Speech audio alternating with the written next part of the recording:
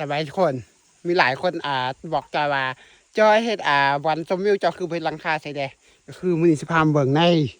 ตอนนี้เป็นเวลา2 โมงห่มหมดเลยทุกคนบ่มีแดดเพราะว่านี่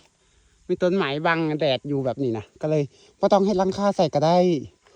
มุนสวยบ่ค่อยแดดหอนแต่ตอนเที่ยงแล้วก็พอแล้วตอนแรกน้อยหนึ่งมันก็ห่มแบบนี้แหละเวลาถ่ายคลิปก็สบายนี่ทั้งนี้มีแดดหมดแต่ว่าวันนี้บ่แดดเลยตอนนี้มันกำลังสิกินข้าวที่จอยให้ลาบไก่กินเดี๋ยวมื้อนี้นะลงมาเมนูมื้อนี้ลาบไก่ต้มไก่เฮ็ดเองกินเองอยู่นาคนเดียวคือเก่าพาเบิ่งคลิปเต็มคลิปยาวด้วยทุกคนว่าจอยเฮ็ดแนวใดอันนี้เป็นบรรยากาศตอนบ่าย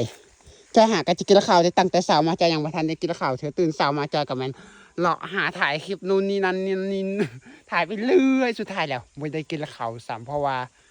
บ่ทันกินแล้วก็อีกอย่างตอนสายยังบ่ทันมีแนวกินในหาก็เฮ็ดแนวกินแล้วมาได้ทุกคนกินข้าวกัน